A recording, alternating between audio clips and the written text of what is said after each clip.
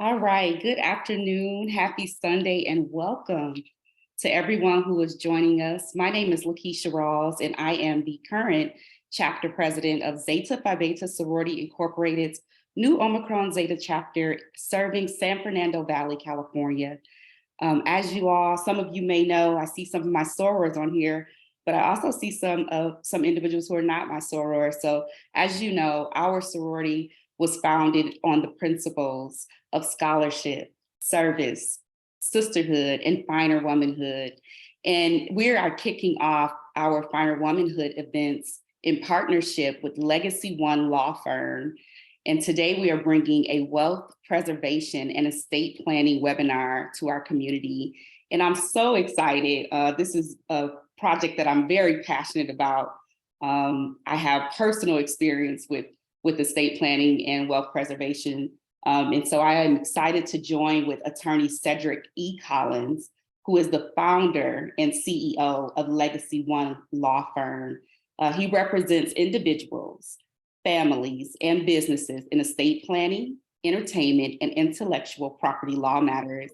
As a trusted advisor, Sedric prides himself in providing an unwavering level of service, which is client-focused and results-driven. And if any of you know me, you know I love the results-driven part. He firmly believes that building authentic relationships is essential to creating favorable outcomes for clients, and has instilled this value into the fabric and culture of Legacy One Law Firm.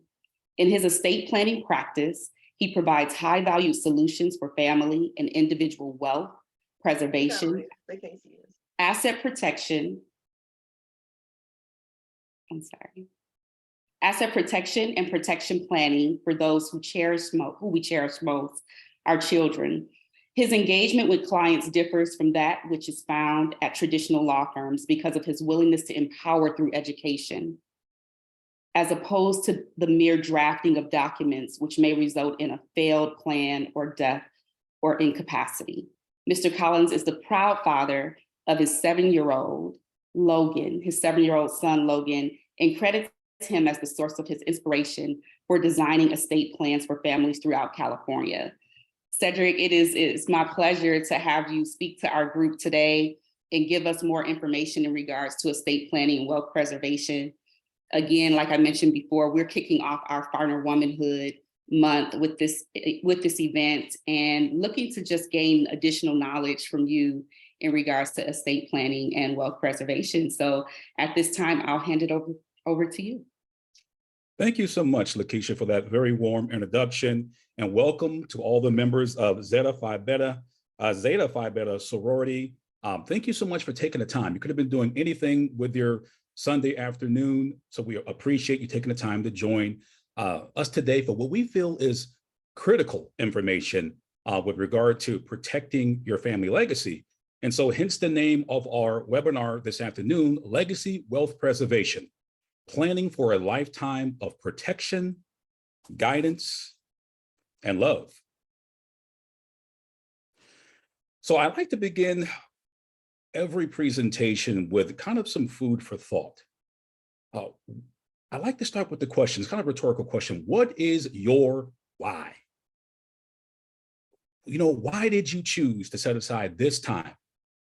Like I mentioned, you could be doing anything, but you chose to come here and get this critical information. And so we like to explore some of these whys because we encounter different families, different situations, whether someone's recently passed away or someone's critically ill, or maybe it's just people who are proactive, and we'll talk about that today, and want to get ahead of this type of planning as opposed to being reactive. And so part of my commitment to you today is to empower you and equip you with education and information that's going to better serve you with what needs to get handled, with information that needs to get handled to protect and provide for your family legacy, whether that be your spouse who will be surviving you if something were to happen, or perhaps it's children, or for some of us on this webinar today, even grandchildren or great-grandchildren.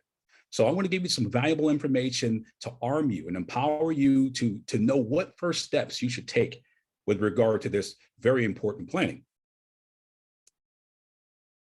So when we talk about some of the whys that we encounter here. And I'm the founding attorney here, so most of the cases, they're going to run directly through me. So I get to see and I get to hear the stories for why people are embarking on this journey to get planning. For some of us, it's about family. Some of our clients have very large families, very small families, but they care about what happens to their family if something happens to them, not only through death, but also through incapacity. For others, it might just be about comfort, making sure they're comfortable if something happens to them, or making sure maybe that a significant other is taken care of, or maybe their kids or grandchildren are taken care of, making sure they're comfortable. Also strategies, whether it's tax strategies, whether it's wealth preservation strategies. We want to help our clients get ahead of the game and be proactive to know exactly what needs to be done to make sure even generational wealth is set in place, if that's some of the goals that our clients are seeking to pursue. For some, it may be about taxes. There's this thing called death taxes or estate taxes. And we're not going to put you to sleep with too much boring tax information, right? But we're going to give you just a little bit of information with regard to how estate taxes work.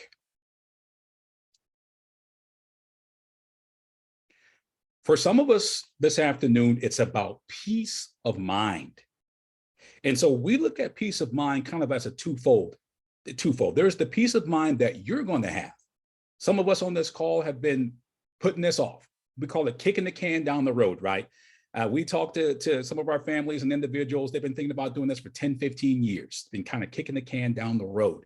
The peace of mind that they receive from getting this plan done, it's just sometimes overwhelming because there's a lot of anxiety around talking about death, right? Our own mortality. And so just getting this plan done, you'll know that you have peace of mind. But I said this was twofold. So it's not just your peace of mind, but it's the peace of mind of those you leave behind. How many of us have had someone pass away in the family and now we got to try to raise money? There's a GoFundMe account, or we're having car washes. We've seen that. Or just digging through the house in boxes looking for, is there a will? Did mama leave anything? Did our dad leave anything? And so the peace of mind is just not your own peace of mind, but the peace of mind for those who you love and care about. And they know, and they're knowing that you had your affairs in order before you passed away or before you became incapacitated, because sometimes that can sneak up on us as well, incapacitation.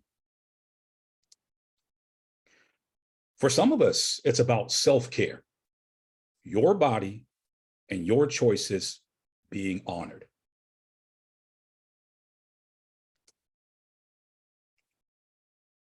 So whether it's about your choices being honored, you have in total assurance that you're going to have a plan in place that will work if something happens to your family, the peace of mind for you or your ancestry, your lineage, your children, or the comfort that you're going to leave by making provisions for them.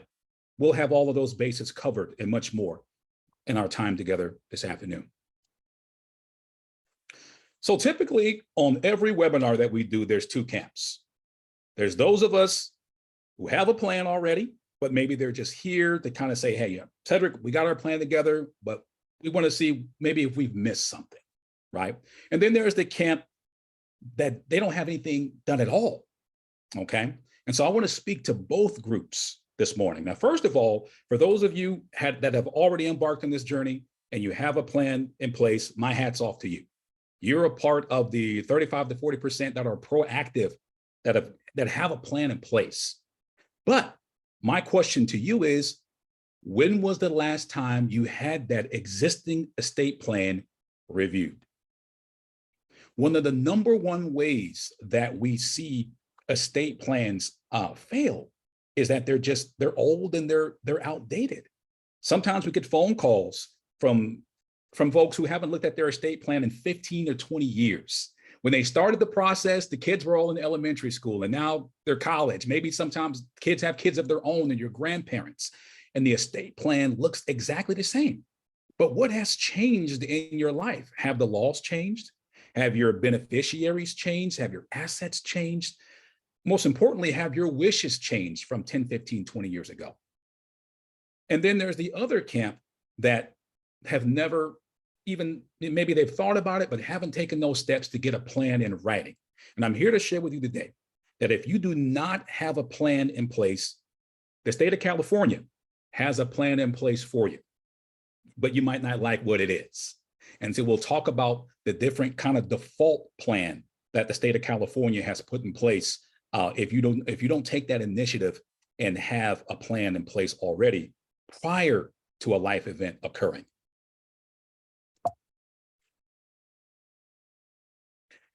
So when we talk about comprehensive planning, what does that entail? Because the opposite of comprehensive planning, we like to call piecemeal planning. Well, Sedric, I got a will. I have a health care directive. And typically a lot of folks, they don't know that estate planning is all encompassing. It's not just about death. And we're going to talk about that today. But comprehensive estate planning is, first of all, is goal-oriented and solution-oriented. It's not merely focused on documents.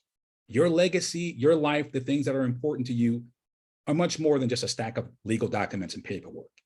It's holistic and integrated, taking into account all the different aspects of your life. It's not partial or piecemeal. A comprehensive estate plan will take into consideration your short, intermediate, and your long-term goals. It's proactive, not reactive. Because I'm here to share with you today, the reactive is far, far more expensive. Far more, because a lot of times when it's reactive, now we got to get lawyers and courts involved because something has already happened. Proactive is foreseeing that something could happen, getting ahead of the game, right? And getting the plan in place before life happens. A comprehensive estate plan often involves or should involve a trusted advisor or professional, not merely a document drafter, some software that you find online, or a technical advisor. It's about having a plan that focuses on your overall goals and the vision that you have for your family. So have you thought about in detail the nuances of your estate plan today? So what is this holistic planning that we're talking about here that's comprehensive? We like to use a kind of a Venn diagram here, like an overlapping diagram, because what we have here is we have the financial retirement piece, and then we also have the estate planning piece, and there's an intersection that occurs between the two. Now, many of us know about financial and retirement planning. We hear from that in our early 20s, right? That we should start planning for a retirement. We should have 401k and other Roth IRAs and these different types of retirement. We learn about that very young. We learn about we should start building for this day that we're going to retire. But very little emphasis. This is wealth building. We call that this part of the circle, wealth building, the financial and retirement planning. Very little emphasis is put on the preservation of that wealth, right? That's where estate planning comes into place. You've spent a lifetime building this wealth, but what happens if something happens to you? Will that wealth now be squandered? Will it end up in the wrong hands? Will it end up in the hands of beneficiaries or people that you didn't intend? Would that wealth end up in the hands of the state, federal government? Or more tragically, would it end up lost? And we often see wealth lost because it's unplanned for and unaccounted for in advance. So holistic planning takes into consideration the financial planning strategy that you already have in place, and how do we now couple that with planning for the future generations? So there's two types of planning experience that I, as an attorney, often see in the marketplace. We call it kind of a planning for death experience, and we have a planning for life experience. Now, here's what a typical planning for death experience looks like, right? It's often a one-time transaction that just includes documents, paperwork. The plan that we see that's kind of a planning for death, it may or may not avoid probate. It may or may not avoid estate taxes. Often we see these piecemeal plans, these quick plans that leave assets to their heirs, to their children, outright and unprotected. There's often no ongoing legal guidance. There's no relationship with counsel. There's just simply, here is your plan, sir or ma'am, have a nice life. And more tragically, as I alluded to earlier, there's the potential loss of your assets to the California State Department of Unclaimed Property. I mentioned California a lot because we're based here in California. And right now there's nearly $10 billion in the California State Department of Unclaimed Property. And the lion's share of that is there because when people pass away, they don't have a plan in place. On the other side of the spectrum, we like to see planning for life, right? Which is an entirely different experience from your run-of-the-mill estate planning experience. It's an experience where you'll make informed and empowered decisions because you have the information necessary to do that. It will often save your family thousands of dollars in court and legal fees.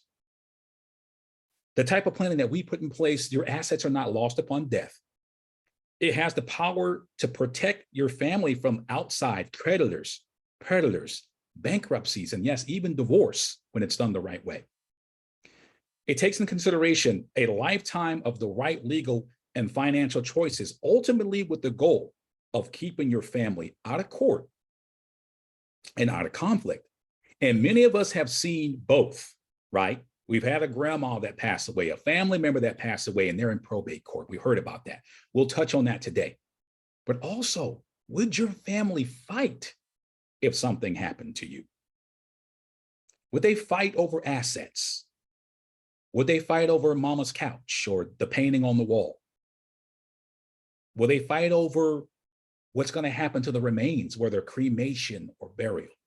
All of these are different points, sensitive points. When we see people pass away, emotions, death is a very emotional event, right? And sometimes it brings out the bad side of folks, right? Money's involved, there's hurt, and often we see conflict arise. And much of this conflict can be minimized, or in some cases, even eliminated if there's a clear plan that's in writing, that's been spelled out by you. So here we have a financial pyramid here. And so I borrowed this financial planning pyramid from one of my good associates who is a financial planner. And so when we talk about financial planning for life, it often involves retirement planning, investment planning, we have education planning, there's personal risk and insurance. And for those of us that are on the call, some of us may be business owners and have your own business. Well, how does that play into all of this, right? And so we have the pyramid because the pyramid is a universal symbol of strength, right? The pyramids, they've stood the test of time. And so at the base of your pyramid is money management, right? If you have money, if you have money, you make money, but you can't manage it, you're just going to waste it, right? And so money management is at the foundation of all of this. And in that money management column, we see asset allocation, how we allocating money that we have coming into the household. There's risk management, there's taxes. What does our cash flow look like on a monthly basis? Then once we have that under control, we can start accomplishing some of our goals. And that's where we bring in retirement planning, education planning, healthcare costs and expenses. Maybe we have an estate, which is our home. We want to purchase a home. Some of us on this call are homeowners. What about donations to charity? Our churches, our sororities and fraternities, right? We contribute to those organizations once we have resources to do it, right? And then we start getting into that financial confidence phase where we now feel more organized. We feel like we're more in control. We feel like we're in a better position to take care of the people that we love. Ultimately, we'll have more time. There's less stress and worry. And at the apex, at the very top of that pyramid, we start realizing the fulfillment of our life's purpose, and we realize the power and the potential, and we establish our family legacy.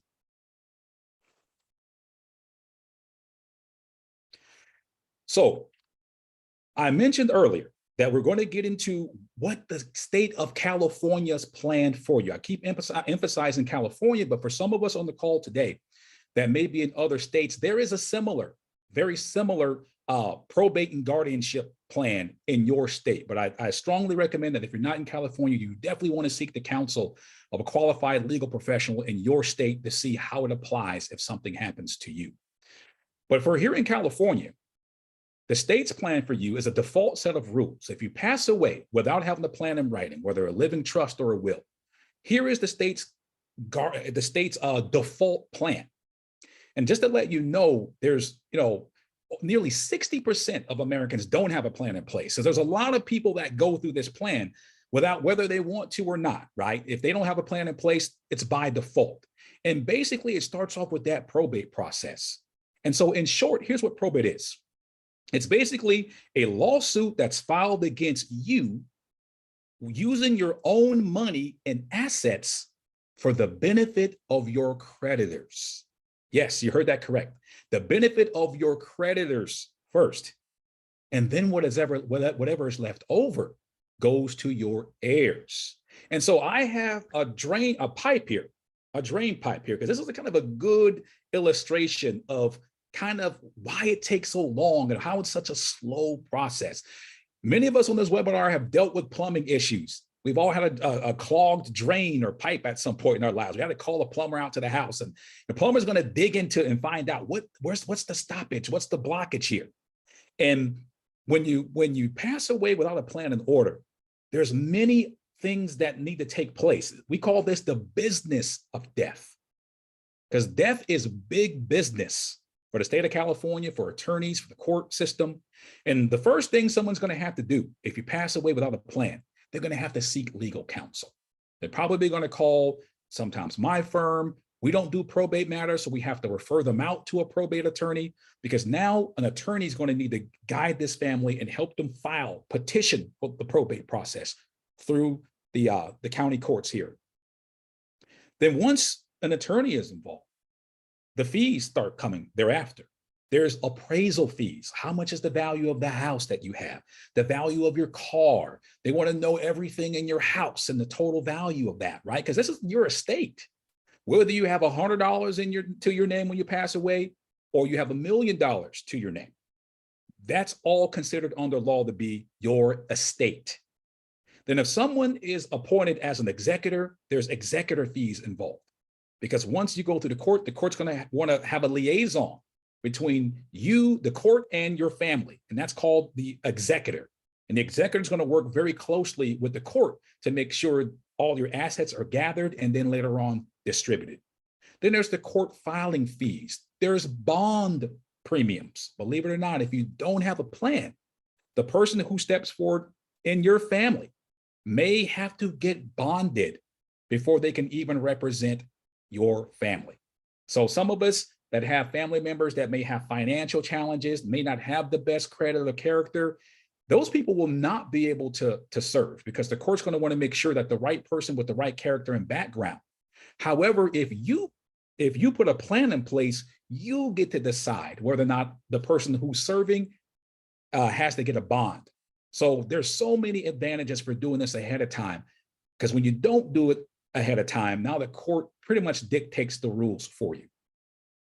Then finally, at the very end of the drain here, before anything goes to your kids, before anything goes to your grandchildren or nieces and nephews or significant other, those creditors, they're going to get paid. They're going to get theirs, right? And so who are these creditors?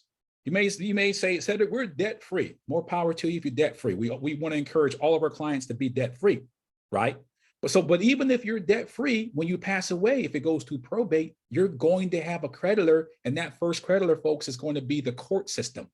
They're not going to do this out of the kindness of their hearts. So whether you've died debt free, if you go through probate, you got a new creditor, which is the probate court system. They're going to take their fee for doing all of this right off the top. And any other creditors you may have are going to follow thereafter. And then whatever is left over goes to your children, to your grandchildren. And that's why we put the very slow right here, because this can be 6 to 24 months. It's not uncommon for there to be a 2-year probate process. So that's pretty much the state's default plan if you don't have a plan in place for yourself.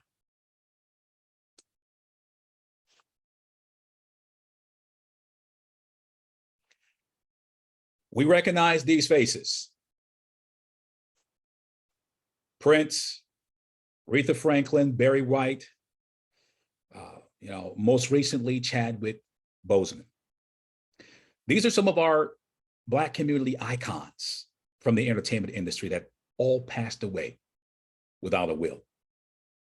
In fact, Prince's estate wrapped up in February of last year. It was a 6-year, $160 million court battle. Now, I don't believe any of us on this call have a $160 million estate, but that's beside the point, right? These are just kind of the examples. Their business is all over the news because they're celebrity. But nearly 60% of Americans in general don't have any type of plan in place, not even a simple will. So these individuals, these icons, let us learn from their mistake, right? Let us learn from what they didn't do and have our houses in order. One of the main reasons why I decided to do this is because I saw this. Yes, I saw this. I saw when Prince died. I saw when Aretha Franklin passed away, and I was very intrigued by, what is it, especially in the Black community? Why don't we have our affairs in order? And so I saw this as a prime opportunity to be able to do more community outreach and help families across California get this important planning in place.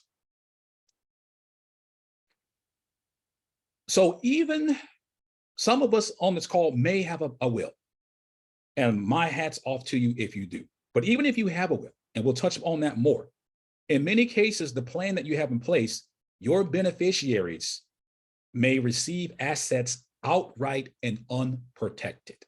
What does that mean? They're kids, they're minors.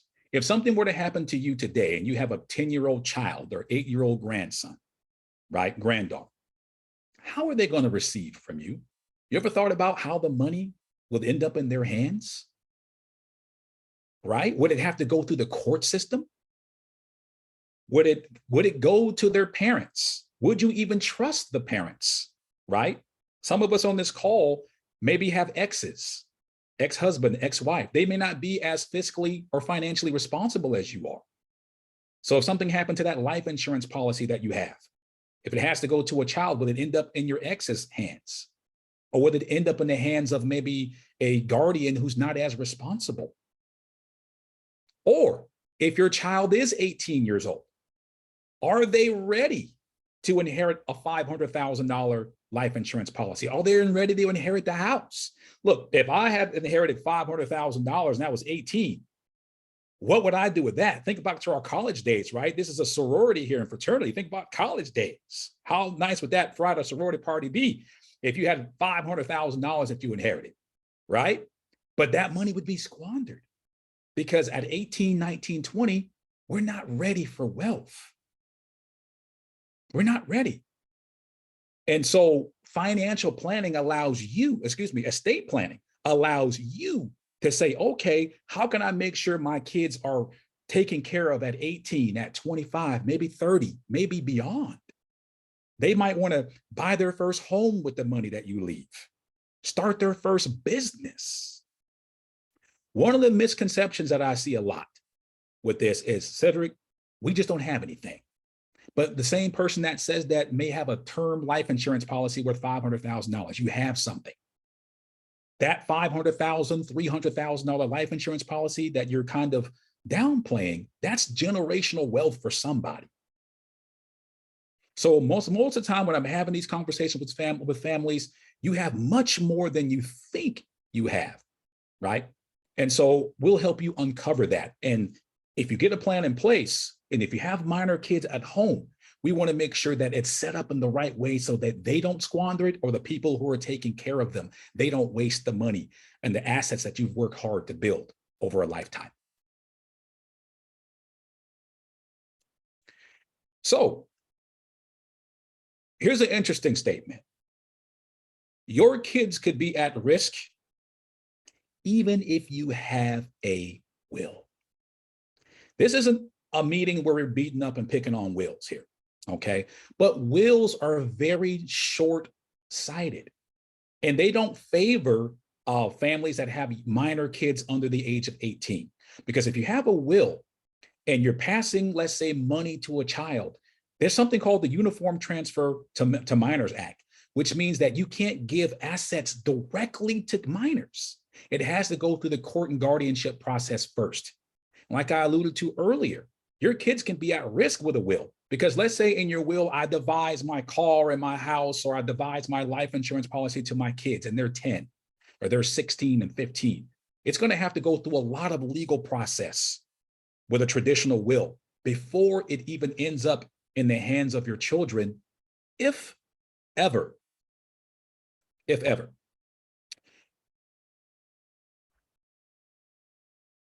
So planning for your assets, there's several types of benefits that you can actually maximize and take advantage of different tax strategies with this type of planning. Some of us have assets, and a lot of us have the idea that we can just leave a house to our kids. What I see a lot is people trying to leave houses to kids while they're alive. You know what? I don't have an estate plan. I'm just going to put my daughter's name on the house right now. We see that a lot. And maybe the neighbor did that, and you get dinged for taxes so much because what you're thinking you're doing is saying, okay, I don't have time to plan. Let me just put the name on the house. And we see capital gains taxes implications. We see property taxes implications, let alone if you put your child's name on the house, your child now becomes your landlord. That's oftentimes forgotten, right?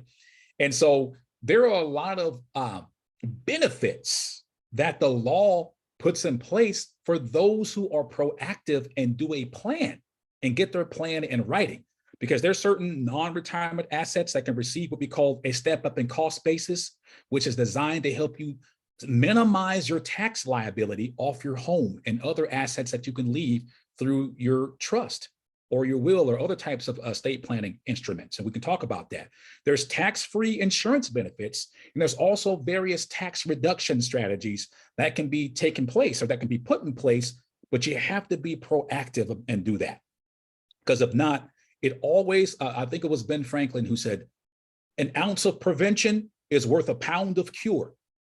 And that applies very heavily with estate planning, because if you don't get this plan in place, while you have your mental capacity or while you're breathing and you can do it, it can cost your family sometimes 10, 15, 20 times, sometimes 100 times more if you have a large enough estate to go through the court process to have it done.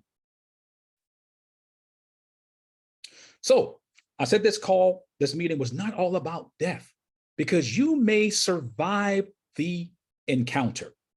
And sometimes it can be more expensive if you survive the encounter, right? Because now there's all these medical bills that you've just encountered, like the individual pictured here.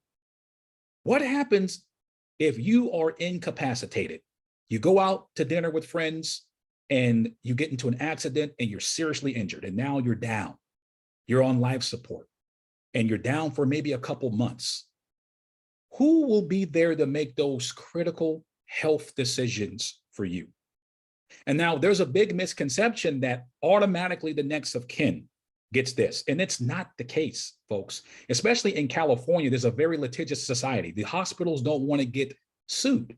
So what happens if you don't have a healthcare agent, someone who's authorized to see your medical records and things of that nature, a lot of times that the people who are there in the hospital, they're left in the dark on a lot of critical sensitive information. Even if you have a spouse, your spouse will be limited to what they can do for you without the proper directive in place. And that's a big shocker when I'm talking to my married couples. Like, look, because your personal medical records are your personal information, and you can sue someone if they breach that and give that information, and the hospitals know that. So that's why it's so hard to find out information. If you ever tried to call the doctor on the phone and get information for somebody that's sick in the hospital, they're very guarded. They won't give everybody information. They'll be careful about who they talk to, right? That's for individuals who have not done this planning. Secondly, who will make financial decisions for you when you cannot. What do I mean by that? Same scenario. You went out for drinks, you went out for dinner with friends, you didn't make it home, but you're hospitalized. Who would legally have the ability to pay your mortgage, to pay your car payment if that's in place, to pay your bills? No one, right? If you're married and you have, what if your husband or wife is in the car with you? Your significant other is in the car with you. Now you're both down. So now hubby is not going to take care of it. Wife is not going to take care of it. Are you now vulnerable? If you don't have the right plan in place, I'm afraid that you are. Because now what's going to have to happen is a loved one's going to have to petition the court to get special paperwork just to be able to handle your business for you. And it's going to be 5 to 10 times more expensive when you go through the court system. That's that whole ounce of prevention worth a pound of cure. So what are some of the common things or techniques that I see as an attorney week in and week out that don't work? I alluded to this earlier. Owning property jointly. Here's the whole, I'm just going to put my mama on the house. I'm going to put my daughter on the house. I'm going to put my significant other on the house. Owning property jointly is not an estate plan. Because what happens if something happens to that person, right?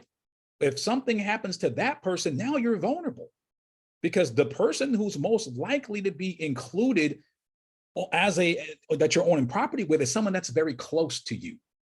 The same thing goes for designating a beneficiary. We see this a lot. Well, I've got my mama on the bank account. I got my sister on the bank account. I've got all my kids on the life insurance policy, right? What if something happens to you and that person? Then that's not a plan. And that asset that you have this beneficiary on ends up in probate court. And then finally, we have simply signing a will. Signing a will just by itself is not a complete estate plan. We already talked about some of the limitations for just using a simple will to plan. Will does not take into consideration long-term planning, because the court is not going to supervise what happens, how your kids use this money in 10 years. The court just wants to make a distribution and move on to the next case. The court doesn't care about little Johnny going to college. You have to care about that. The court doesn't care. With that said, there's only one foolproof way to avoid court, okay? Well, there's actually two. The first one, you have to die broke, right? Some of us say, look, I'm not taking anything. Look, I'm spending everything before I get out of here, right? I'm dying broke.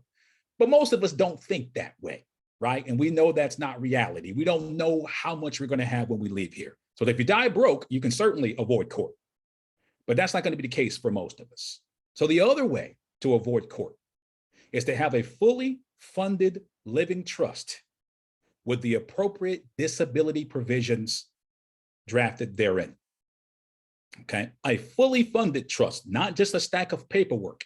I'll explain what that is in a moment, because there's a lot of people out here that just think a trust is just a document, and it's so much more than that. But I want you to think about a trust as a treasure chest. That's why we have this treasure chest here. And all of the things that you and your significant other, or if you're single, just yourself, all of these things that you're working hard to build goes into this treasure chest, and it's protected. And you see a big padlock on the outside of this chest. And your gold and your treasure, your policies, your retirement accounts, your investment accounts, your bank accounts, your real estate, your investments, your cryptocurrency, all of that's going to go into this treasure chest. And you're going to set that up for your wife, your husband, your kids, your grandchildren, your significant others. And you're going to lock this up. And the court does not have the key to this, folks. But guess what? The person who you trust and leave behind, they have the key to this treasure chest that you're going to leave for your family. So that's a best illustration I can give on one way to look at planning with a living trust. So let's talk about very briefly what funding your trust is. Funding your trust is making sure that the assets, your bank account, your home, and all of these items, these assets you have, making sure that they're aligned with your trust in a way that your trust either owns or controls that asset. Now, we can't dive too deep into how that works, but if we have a one-on-one call together, we can kind of get into that a little bit, how to properly fund your trust, because this is one of the number one mistakes that we see, especially when folks go online to do this. Right now, we're in technology. People want to do everything online. Everything's virtual. We got all this artificial intelligence, right? Everything's online, right? And we'll talk about that in just a minute. But that's often the step that the online can't do for you. They can't fund your trust for you. And you fund your trust with both your non-retirement assets and your retirement assets. You use your bank accounts. You may be asking, Cedric, what am I going to put in this trust? You're going to put your bank accounts in there, your investment accounts, your real estate, your life insurance, your retirement, your 401ks, 403bs, 457 plans, your annuities. And we'll guide you and show you exactly how that's done. Take all the mystery out of it for you.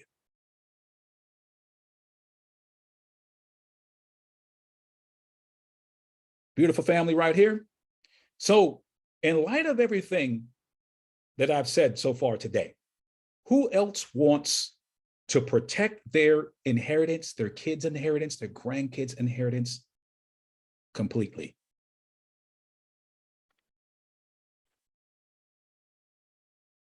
What about estate taxes? There is a such thing as death taxes. The good news here in California, we don't have an estate tax. If there's people who are joining us from other parts of the country, you want to check with an attorney in your state to see if your particular state has a state level estate tax. It's simply taxes against your stuff, against your property when you pass away. Now, California does not have a state level estate tax, but good old Uncle Sam does, federal government. Okay. Now, here's the good news. If you are a married couple, you have an exemption up to $25.8 million. What that means here, in plain English, is that if you don't, every penny over $25.8 million gets taxed at about 40%, right? So if you have an estate when you pass away that's not $25 million and you're married, then you won't owe a dime. And I can hear it right now, Cedric, just go to the next slide. None of us have $25 million, stuffed in the mattress.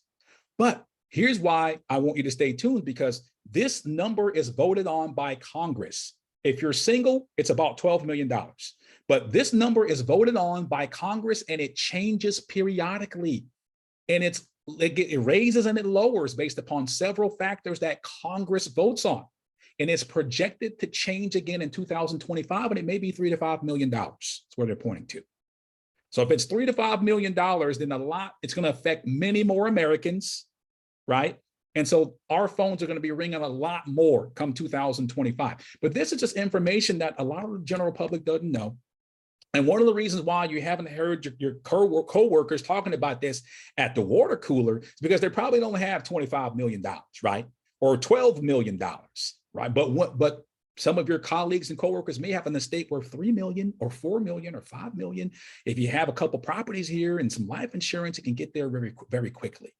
And so we'll be more than happy to have a one-on-one call with you to find out if your family could be in danger of estate taxes if something happens, or to just get into a little bit more detail. I just wanted to kind of give you a little bit of a taste of and let you know that there is a such thing as a federal estate tax. And if you live in a state other than California, there may be a state level tax. And they're going to look at everything you own when you pass away to determine whether or not your estate can be taxed based upon how much you own when you pass away.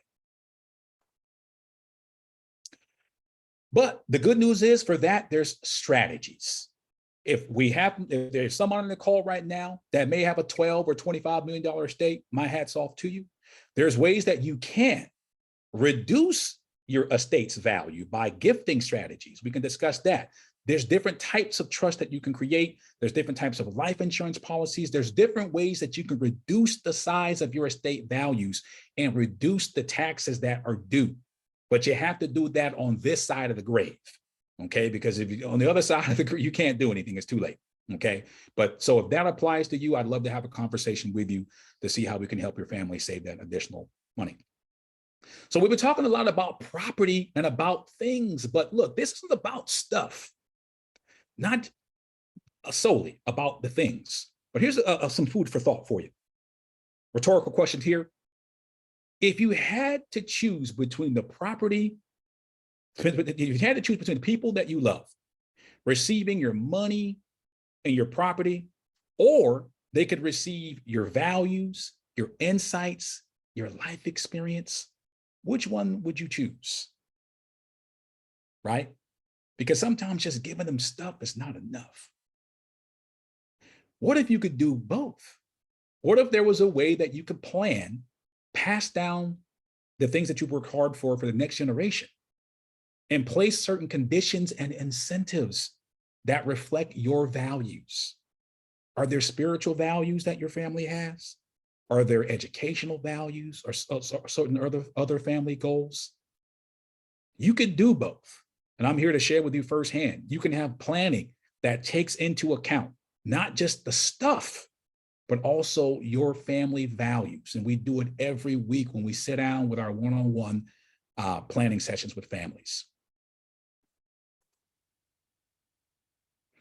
So I talked about earlier, I kind of alluded to this. There's no one size fits all estate planning. There's no cookie cutter estate planning out there that's going to benefit your family. Because the one thing that a cookie cutter template that you find online and download, oh, I have this website and they'll do it for $20, whatever, right? They're not going to take into account your unique family dynamics, the things that make your family unique and different and your individual family goals. Because most often these one size fits all plans, they're cookie cutter, just forms, they're DIY. Most of the time they're a template that was drafted by somebody years ago, and they found a way to take advantage of you to get you to pay them a few $100s and download this form. And now you think you got to trust. I got a house, I'm married, and we put their name into the template. And now when somebody passes away, your family calls my law firm and says, hey, you know what? My mama died and she had this trust. Why are we still going to court? She probably had a template and just didn't know that it's more than just paperwork. Also, a cookie cutter plan, a one size fits all plan, probably won't keep your assets out of the California State Department of Unclaimed Property. I talked about earlier, if you don't have your plan set up the right way, you're more likely to have things get lost. Because look, a lot of finances are very private. And a lot of us some of us don't know everything that we have. We forgot about a CD account that we opened up 3 years ago. We forgot about, we got a bank account on the East Coast. You forgot about that. Oh, I see this a lot. I had a retirement account with a company I worked for 10 years ago. I just got off the phone with a client a few days ago. I don't even remember how much I have in there. Oh, it's $20,000. That's going to end up lost. Because if you don't even know, you think your kids know. Your family, your cousin know. The people who's going to get that, they don't know. And that property is likely to get lost. And it's just going to go to the state of California, say, thank you so much, sir, ma'am. We'll take that 20 grand from your 401k from 10 years ago that you forgot about. Also, it often leaves your kids outright unprotected. We talked about that earlier. Also, a cookie cutter plan does not take into account guardianship nominations for kids. So this is what we say about your kids could be at the risk of being in the custody and the care of strangers. Yes. How many of us on this call have kids under 18? Have you named legal guardians for them? If you pass away and your significant other passes away, who's going to raise your kids? That's often forgotten about when it comes to this, because it's often something that we don't think about. If something happens to us and now we got kids at home, who will raise them? I want to have that conversation with you. Let us help you determine who's going to raise your kids, because I'll tell you this right now. The court is not the best person to decide who's going to raise your kids. They don't know about that crazy uncle you got who might throw their name in the hat and say, hey, I want to raise my niece or nephew. They don't know about that, mean stepmama you had, or the person who you just can't get along with that can step in and ask to raise your children and can be awarded that from the court. Let's have a conversation about that if that applies to you. And finally, it only addresses these cookie cutter plans that you find sometimes on the internet. They only address financial assets, and they don't really take care of what matters most to you. And is not just about your money, folks. It's about your kids, your significant others. It's about the people you love being taken care of. So as we wrap up, we got just a few more minutes. How do you get started? How do we take that first step? Well, for us and for the clients and people that we serve, it starts with what we call a family wealth planning session. And what that is, it's an 1.5 to 2 hour meeting where you'll sit down with me one-on-one, and we'll talk about what would happen right now under California law if something were to happen to you, either by death or incapacity. What would happen to your kids? What's going to happen to your spouse? You leave it behind, the spouse. What's going to happen to your house, your retirement? Based upon what you have in place right now, we'll help you get more financially organized, perhaps than ever before. And during that time, we'll help empower you to make more informed choices. And the cool thing about this is we can do all the planning virtually. You don't even have to leave your living room if you don't want to. We can Zoom this. We can invite you into the office. We'll decide with you the type of planning that you want to. So there's no excuse, right? Even if you live in the Bay Area, we have clients in San Francisco, the Bay Area. We just have a new client from Vacaville, which is someplace way north of somewhere near Sacramento. So with technology now, if you're on this Zoom call with me now, we can do a planning session in your pajamas. I jokingly say, hey, look, you can do this planning in your pajamas if you want to. We promise we won't make you stand up, okay? And so we can make it easy as possible for you to get a plan in place with technology. Some of you are thinking, well, Sedric, is this going to cost me an arm and a leg? How much is this going to cost to get in place? Cool thing about what we do here at Legacy One is we don't believe in the old traditional model, charging folks by the hour. We're in California, it can be $400 or $500 an hour to talk to an attorney. We have flat fee pricing. So when we get together and we look at our different planning package, you will pick out the planning package that makes the most sense for you and your family budget. We have planning packages that start as low as $3,000. They go as high as $6,500. Don't get intimidated when you hear $6,500. We have some clients that have more money than they have time. More power to them, right? But we'll find the package that works and makes the most sense for you and your family. And if you want to make it work, we're not going to let that stand in the way of getting the plan in place for you.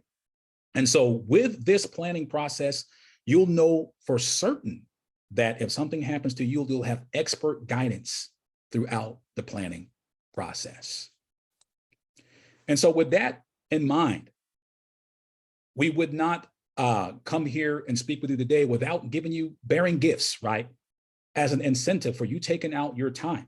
And I want to encourage everyone on the call today, because if you're on here, you have questions.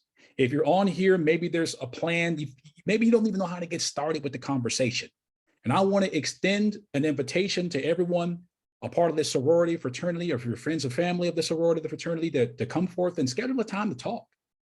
And as an incentive, I'm going to offer a couple of free gifts.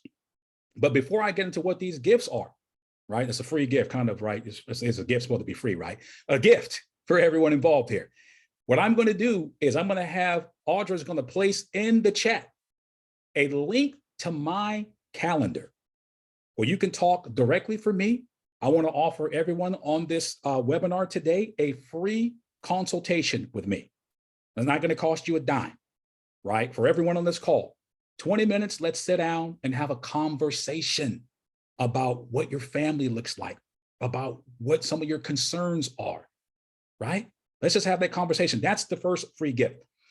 So there's going to be a link in the chat. The link is in the chat right now. So you can all go there, just click on that and just set up a time. So you'll go to that link, you'll click on that link and you'll go directly to my calendar and you'll be able to pick a time that works best. Now, if you are married, have a registered domestic partner here in California, we have registered domestic partners, or if you have a significant other who's going to be involved in the planning process, please have them on the call. Because if they're not on the call, then we got to have 2 phone calls, or we don't want you to have to play a relay. Like, okay, told wife everything, and now you got to go back and try to tell husband everything, or vice versa. So if you have a significant other, please have them on that call as well. I like to speak with both of you. And here are the 2 gifts. The first thing for being on this call. If you reach out to us, we'll give you a certificate for a legacy wealth planning session. That's that 2-hour meeting I was telling you about, where we're going to sit down and get your financial affairs in order. And we're going to show you how you can get a plan in place for your family. So that's normally $750 just to sit down and have that conversation with Legacy One Law Firm. If you're on this call today, we're going to waive that cost, okay? The second thing that we have is we can have a certificate, a gift certificate toward a trust and a wealth plan. $250 discount toward either of those plans. So that's $1,000 in savings for those who took time out of their Sunday afternoon to join us on this webinar. And when you contact me for that 20-minute phone call, I'm going to tell you how you can take advantage of both of those offers to Zeta Phi Beta sorority, or if there's some other fraternities that are in partnership that are on, but you got to be on this call. That's the key. So don't give this to your friends who are not here. If you're in attendance today, when we know who is here, we have an active roster list. And so we want to make sure that we reward you for your time and for taking that first step to getting the plan in place for your family. So with that said, I'd like to thank you for your time and for your attention. And I'll now turn the floor over to Audra. All right. Thank you so much, Attorney Collins, and thank you everyone for being here. We appreciate you. Thank you so much for listening. And we want to answer some questions. So does anyone have any questions they'd like to just go ahead and ask here? Of course, the link is in the chat if you want to have a personal conversation with Attorney Collins, but we can also answer some questions now.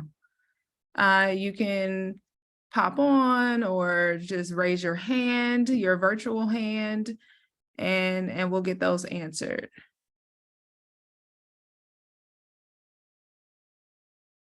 Okay. No questions just yet. Well, I have a question. What really is the difference between a will and a trust? Great question, Audra. Now, we get that question a lot.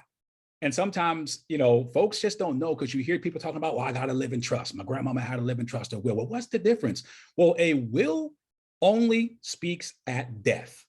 A will doesn't even become a valid legal instrument until somebody passes away. And then it's going to go before a probate judge here in California. We're talking about California here. It will go before a probate judge who will determine whether your will is even valid, because you have to have a valid will in order for it to be effective under California law. Mm-hmm. And a will basically allows you to devise your assets to specified beneficiaries or people. It can be charitable organizations or what have you, but it's just meant to distribute your estate. That's it. The court is going to supervise it. Excuse me. The court's going to supervise this, and they're going to charge you a fee to do all of this for you. And it's not going to be a small fee to basically manage and supervise the distribution of assets. So remember I said earlier, it's just an outright distribution. The court doesn't care about your college plans, you paying for your daughter's first wedding, money for the business that you want to leave. They just want to get that out of their hands so they can move on to the next court case. So if you plan with a will, it's better than having nothing at all, because at least your wishes are being carried out, but it does come at the cost of going through court. However, a trust is a private instrument. A will is a public legal document. A trust is private. It is a contract in which you get to decide who gets what and when they get what, how they get what. You get to put certain stipulations on it. I want my baby to get this when they 18, when they 25, when they 30. I don't want them to sell this house. I want my kids to always have a place to live. You don't get to do that with a will. With a trust, you do. And the trust, I like to jokingly say this, the trust is the closest thing to speaking from the grave that ever existed. Wow. A trust, because that gives you the flexibility to determine what happens to assets 10, 15, 20, 30 years after your death, sometimes even longer. And so those are the primary differences between planning with a will and using a living trust. All right. Thank you so much. We have a question here from Lorena Jackson. The attorney mentioned that the court determines if the will is valid. Does a will expire, and what determines if it's valid? Okay, so great question. But the will does not expire because the will only speaks at the time of your death. You see, so once you passed away, if you have a valid will in place, then it's active right there. So if you created a will right now and you died 50 years from now, they're not going to say, oh, you created this will 50 years ago, because it doesn't really, because you just signed it today, but you died 50 years from now. That will is still going to be good. Okay. In terms of there's no expiration date, but validity is another question, right? There's certain formalities that have to take place. There's different types of will. Wills need to be witnessed here in California, right? There's certain things that have to take place. A lot of people make the mistake of trying to notarize the will. And so what the court is going to do is they're going to look at current law that's in place at the time of your death and make sure that the will that you've prepared meets certain legal requirements. Okay. So sometimes people try to like handwrite a will. You can, but there's rules for that. We don't have time to get on that on this call, right? That's a holographic will, but guess what? There's rules if you write it out by hand, or if, what about if there's no signature, right? That all of these little things. What if I don't have one witness, but I allow two witnesses, but I have one? What if one of the witnesses was only 16, right? All of these different things, I can go on and on. So you'll want to, this is why you want to have a legal professional prepare your will for you, so you know it's done the right way, as opposed to maybe an online service or a paralegal, or or just maybe you sit down and try to give it a go at yourself. Because the number one issue with doing this yourself, we call it the DIY approach, is you don't know what you don't know. That's the number one thing. You don't know what you don't know. And so to hope that answers your question, you want to have it done by a professional to make sure it's done the right way. And your professional will know, a qualified professional will know whether they're preparing for you a will that's valid under law. Got you. Thank you. And we have another question. Can a married couple have an individual trust?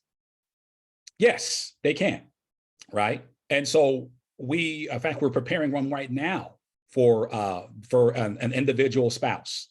You can do separate estate planning, but what I'd encourage you to do is, especially if you're here in California, when we have that initial 20-minute call, let's talk about whether or not that applies to you, because I want to learn a little bit more about your why. Why are you looking to do it separately, right? And are there some disadvantages for doing it separately? So I'll need to look at your individual situation, find out what your family dynamics are to determine whether or not you should do one jointly with your spouse, or it's okay to do one by yourself. But legally, yes, you can do one by yourself. But is it advisable? That's a one-on-one conversation. All right. Thank you so much. Anyone else have any other questions? You can come on camera, or you can send the question in the chat. Anything else?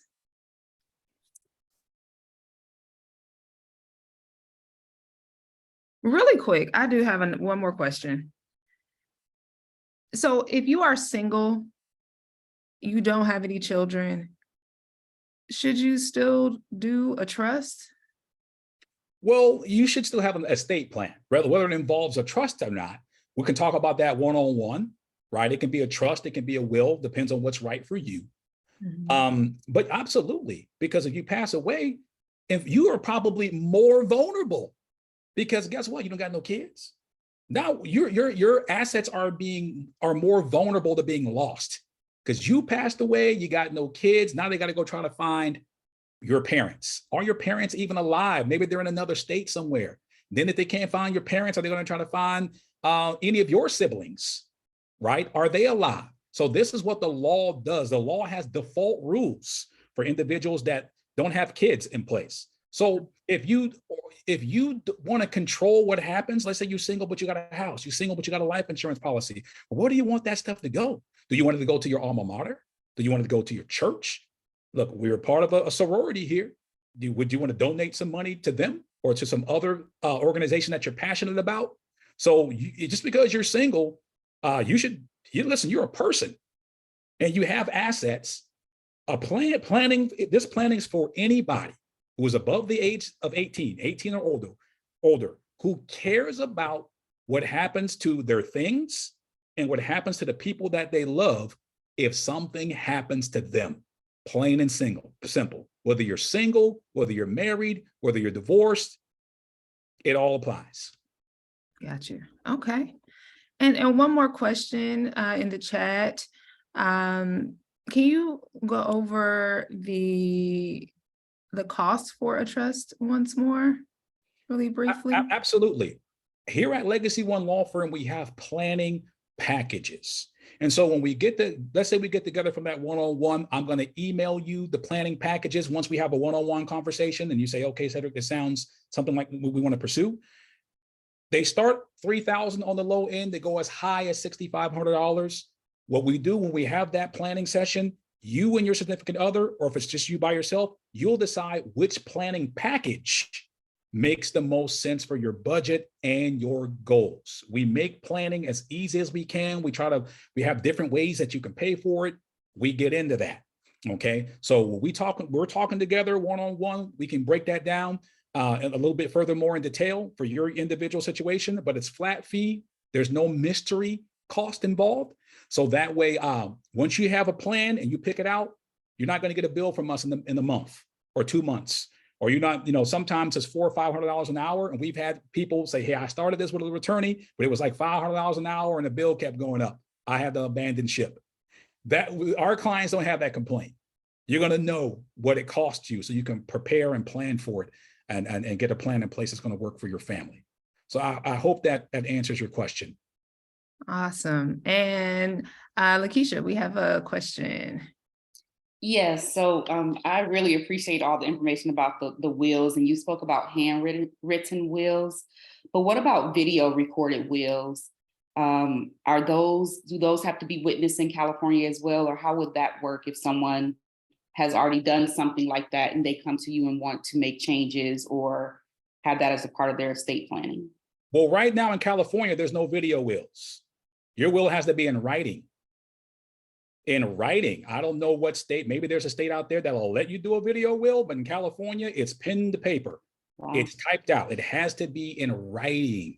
There's no oral will because that can be contested, right? I mean, so there's no video will, there's no oral wills right now. Whether that comes out in the future, we don't know because there's a lot that can go wrong with a recorded will.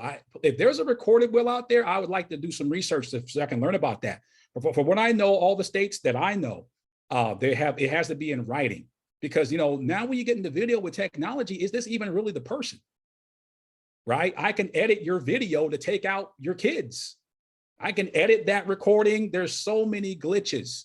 So California hasn't gotten there, and I don't know if they ever will have a recorded will. But what we can do, Lakeisha, is we can do in addition to your trust or your will, we can make a recording that you can give special instructions and you can say your last goodbyes to your family. You can give an overview. You can explain to your family why you did certain things, all on video. I had one of my clients do that, but that itself is not legal. That's not a will. That's just basically in addition to what's in writing with a signature. I hope that answers your question. It does. Thank you. Thank you very much. You're quite welcome. So if you live here in California, please call me before you try to do a video recording for a will for anybody, because I know technology is always changing. And hey, in 20 years from now, they might have that. But you want to just make sure that you check with the laws of your state to see if that's even a possibility. Awesome. Great question. We have one more question here. If you create a trust or will in California and then move to another state, is the document transferable or do you need to do a new will or trust? Very good question. We had a lot of clients leave California during the pandemic. People were getting out of Dodge, so to speak. And so we're getting phone calls like, okay, Sedric, what's happening now? Your trust, if you do a trust, is definitely portable. Okay, it can be modified for any state you go into. You can have a California will that controls property in other states, right? But if you move to another state, it is advisable, if you decide that you're going to set up residency, for the long haul, eventually you want to have your estate plan updated to reflect that state's laws. But you don't have to get something brand new from scratch, and don't listen to an attorney tell you that, because really there's only a couple different paragraphs and clauses in that trust that differentiate the states.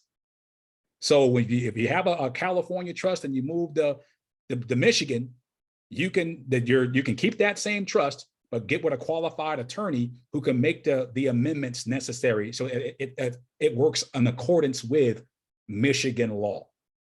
Okay, so yes, your trust is absolutely portable with some modifications to make it fit that new state's law. Awesome. All right.